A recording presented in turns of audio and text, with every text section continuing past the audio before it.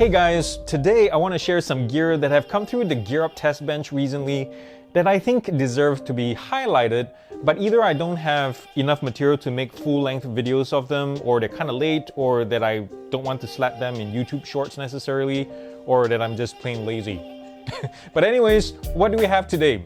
There's the Polaris EQ 100 watt charger that comes with a totally tricked out paint job, the Eufy dual camera doorbell battery, the Movo WMX2 Duo, which you might have, like right now, seen me using on and off in my last few videos, and also a pair of shoes from Kizik.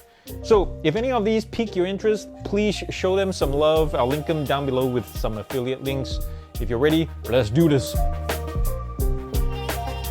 Check this out, guys. I can't decide if this chrome pearl looking cover plate is dope, I mean it is, or it's just going to be a scratch magnet looking like, I don't know what it'll look like after a few months of use, especially if you travel a lot with this and then this gets thrown in and out of your luggage, you know?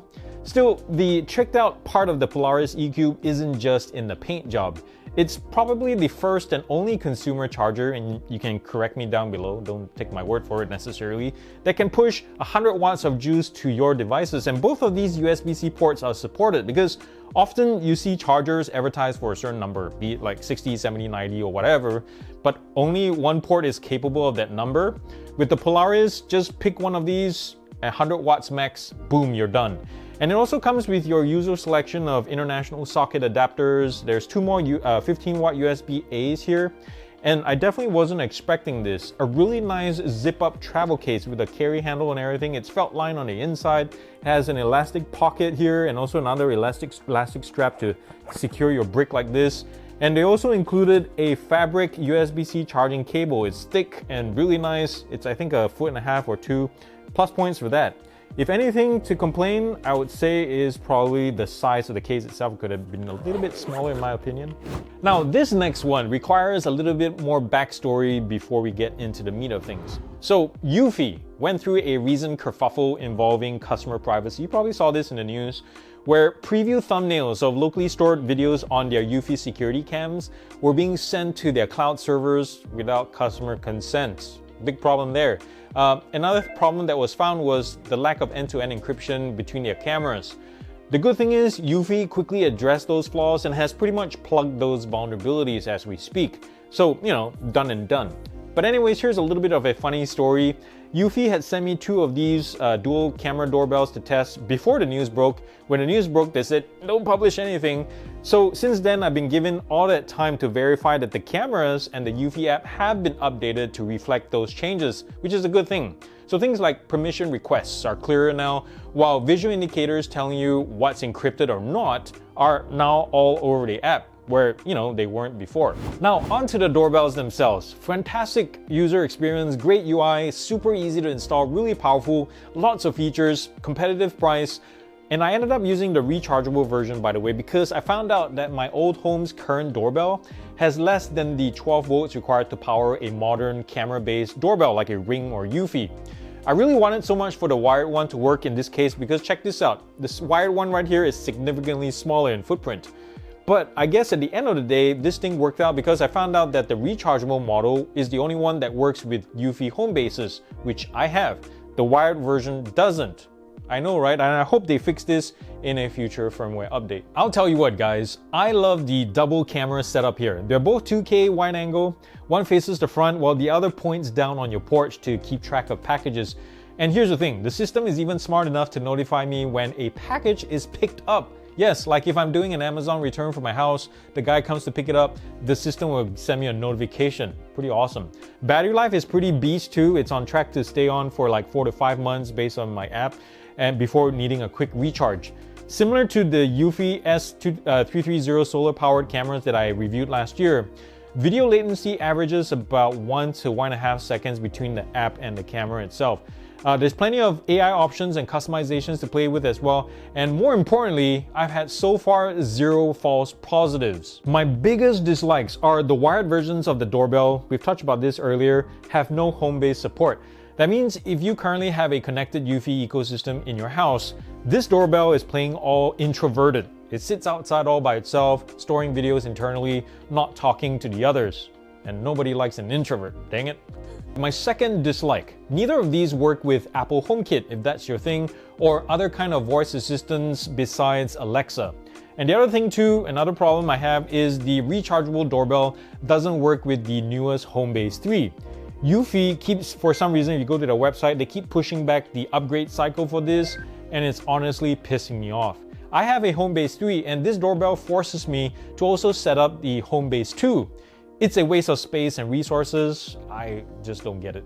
If you've been researching recently wireless lav mics from, say, Rode or DJI, you know that they can make any budding content creator or someone with a tight budget cry.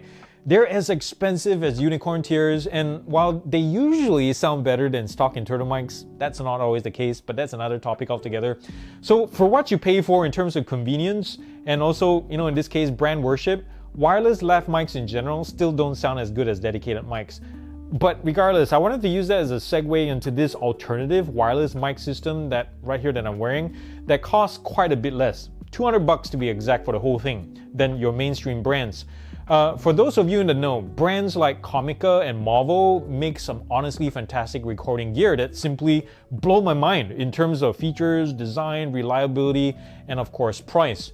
So this is one of Movo's latest wireless transmitter receiver mic kit called the WMX2 Duo. It comes with two clip-on mics. I'm using one right now. You can probably or have been hearing how I sound with it.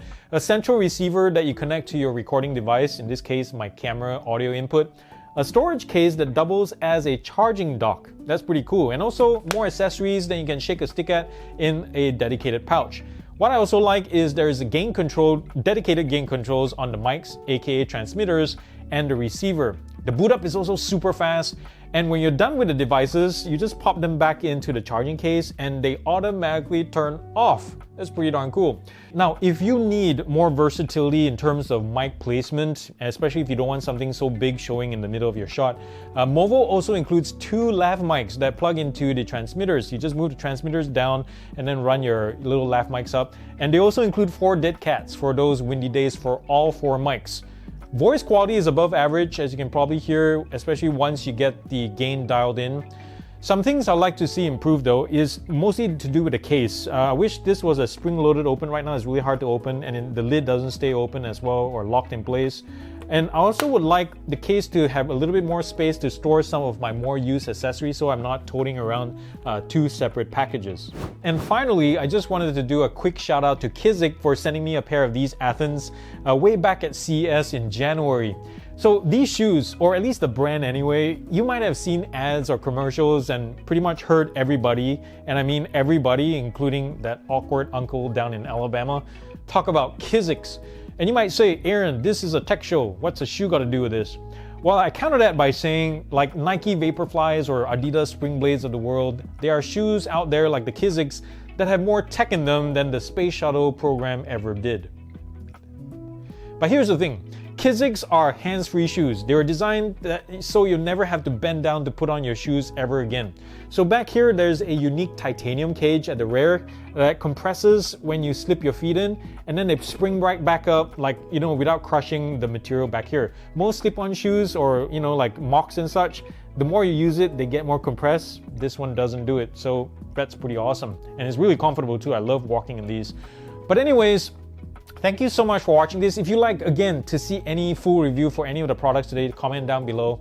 And again, join me in the future for another episode. Check out my playlist. Remember to subscribe, thumbs up, comment nicely down below.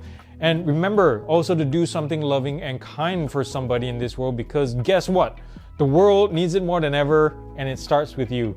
I love y'all so much, guys, and I can't wait to see you the next time. Peace out.